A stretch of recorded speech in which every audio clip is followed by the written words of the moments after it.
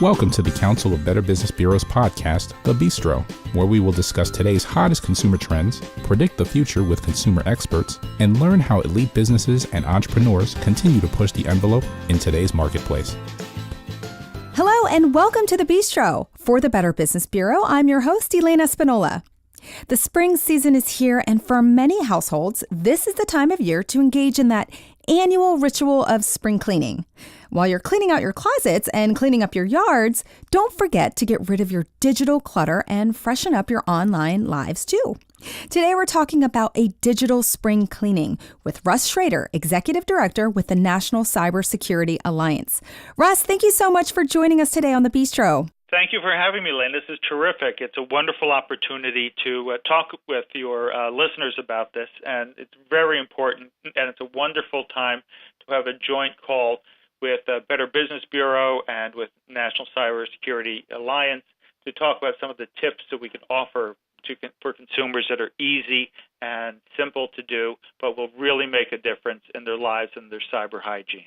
Absolutely. As you said, it's very timely as the Better Business Bureau just celebrated Secure Your ID Day in April, and just a good time in general. As we said, it's springtime, and it's a good time to remind people, hey, while you're doing that spring cleaning, don't forget your digital assets as well. So why don't we get started? Can you tell us a little bit about the National Cybersecurity Alliance, and then speak to us about its partnership with the BBB? Sure. The NCSA is a nonpartisan. It's a nonprofit. It's based in Washington, D.C. It's been going on for 17 years, and we bring together a wide range of companies in the tech field, in the financial services field, in the healthcare, and the hospitality field, who are all sharing a very strong interest in the consumer and business, both small business and large business, cybersecurity. We believe that a safer internet is a better internet for everyone, and we try to have a better online experience for them. We just think it's good public service things for us to work with, and we also work with Congress and administration as well in order to come up with really programs that are simple and easy to implement. Sounds good. And how long have you been doing this partnership with the BBB in terms of sort of securing ID and digital spring cleaning? It's so hard to say. We've been working with the BBB for a long time. In fact, even before I joined NCSA as Executive Director, I was on the board of the Council of Better Business Bureaus back when I worked at Visa. So I know the work of the BBB extremely well from having been on the board there as well as here. So it's a very, very special privilege for me to be able to talk with people and have such a good experience with both organizations. Excellent. And you hit the nail on the head. It's all about providing easy consumer tips. So let's get into it, and let's talk about that digital spring cleaning. First, just help us understand why it's so extremely important to go through your digital files and purge and clear out that data and older information that you're no longer using. I think a lot of us feel like our information is, sort of stored within our accounts, it's protected, and, we wonder, well, we don't want to get rid of this information. We might need it down the road. Well, yes, but I think you'd be surprised, first of all, you don't need it down the road, or it's easily accessible. Sure. I don't know how many boxes of things I have in closets and attics that I said, well, I'll keep this in case I ever need it. And then, when it comes time to do my regular spring cleaning at home and I open up these boxes, I go, gee, this is just completely different. My life has changed, the tools I need have changed, the people I deal with and things like that. It's just not necessary. And if you really needed, a contact or something like that, sure, there's plenty of other ways to refresh that contact, or even just take it off of your machine and put it on a thumb drive or put it on a hard drive or back it up in the cloud or find some way to free up that space and to make it safer. I mean, we've seen that, data breaches have affected like 148 million Americans.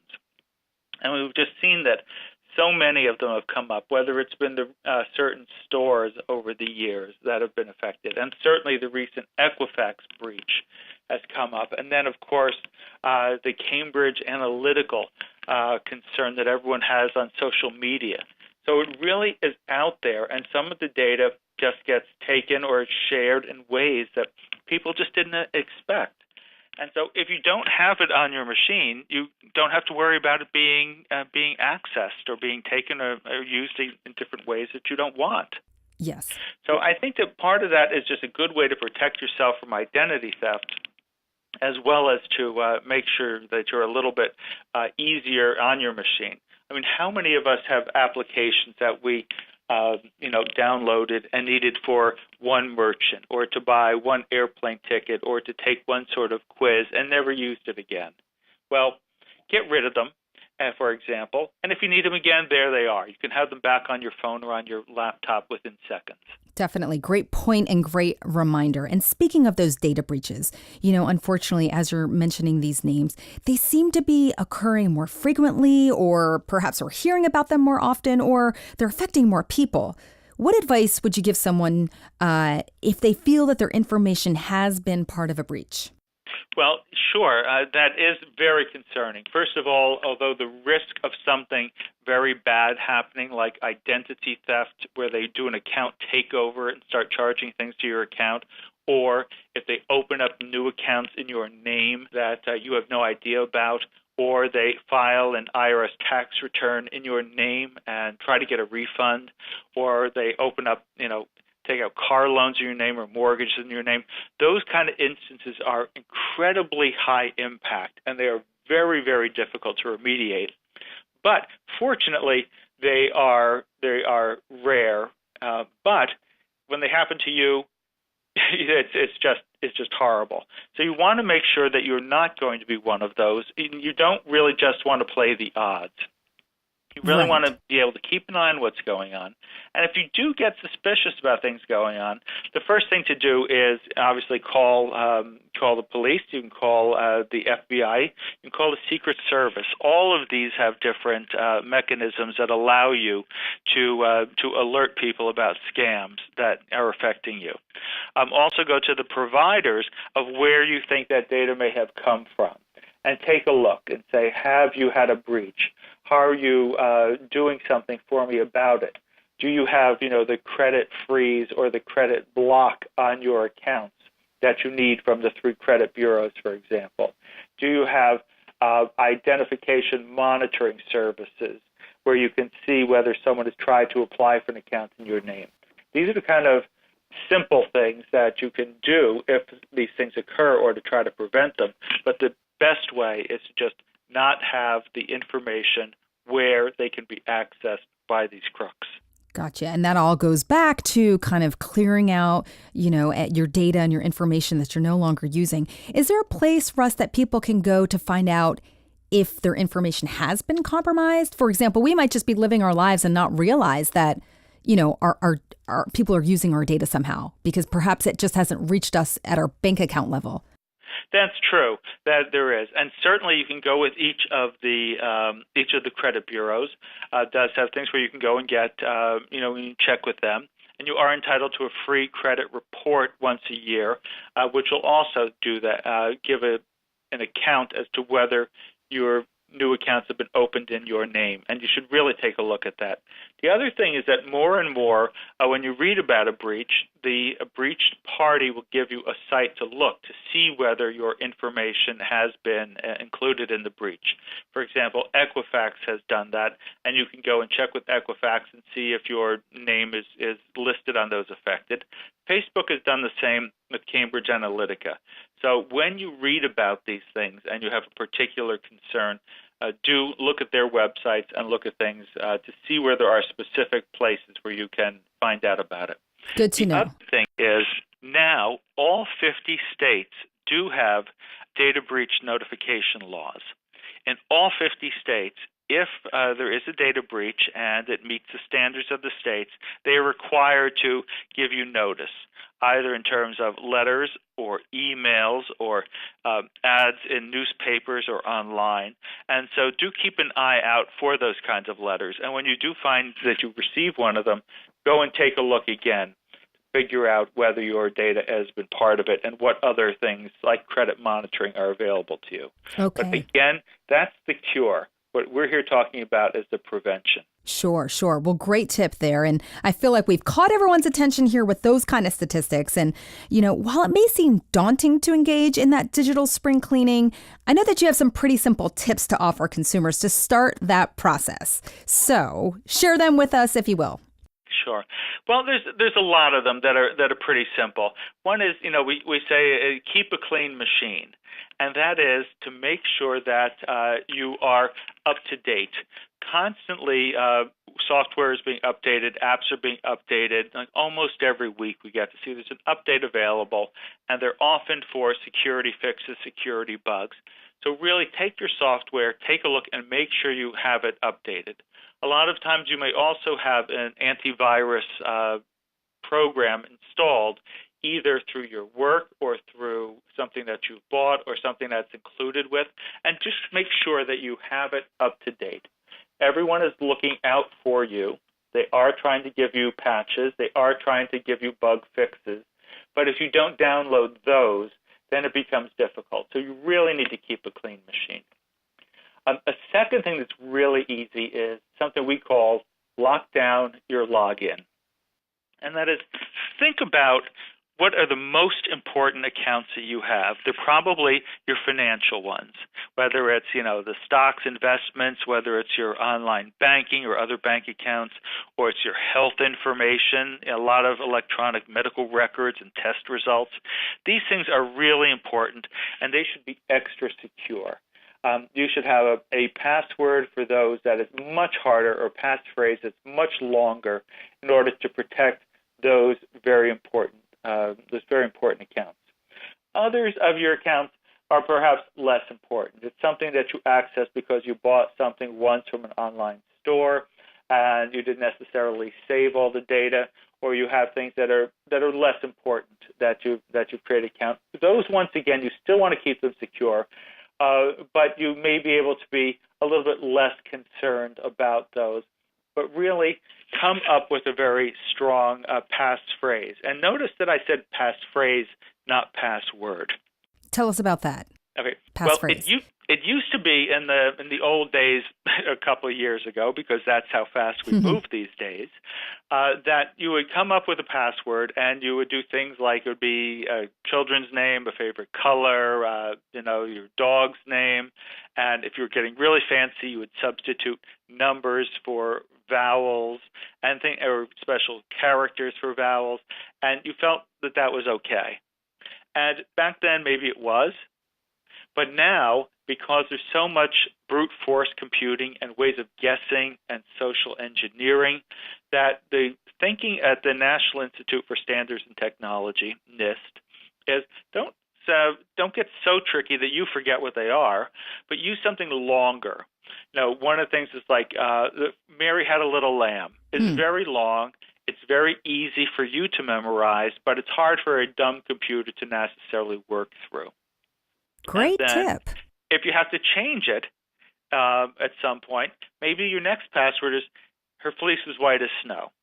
Once again, sort of easy for you to remember, but long and hard to break through. Now, I have to tell you, I don't particularly use nursery rhymes, so don't try Mary Had a Little Lamb. But I think those are the important things. The other part is that there is software you can have called a password manager, where they will come up with algorithms and store all these things for you, so you really only have to do one password. And the other thing to remember is the importance of two-factor authentication, particularly when you're dealing with financial or health information, where you get a one-time code that is sent as a text to, or as an email or a voicemail to your telephone or your home phone. You have to enter that, where you need to have something like the password, but also something you have, meaning your other telephone device, that will help protect you from the average break. So that's the lockdown your login part. I also want to talk about decluttering. Once again, if you have these apps that you don't use, just delete them, because you don't know what they're connecting to. You don't know what information they're continuing to collect about you and share. And if you're not working with them anymore, just put them back up in the cloud where you came from. Just think of it as taking a book and putting the book back on the bookshelf. And if you need the book later on, you can go back and pull it down from the cloud like you can take the book off the shelf. So that's a way of decluttering your mobile life. And also doing kind of a digital file purge. Go through, figure out what do you need and what you don't need, and just get rid of it. Sure. You could probably find it again. You could store it offline, but don't have it on something that's easily accessible and easily hackable. Sure. So those are some of the simplest things. Those do sound simple, yes. But it's just doing them.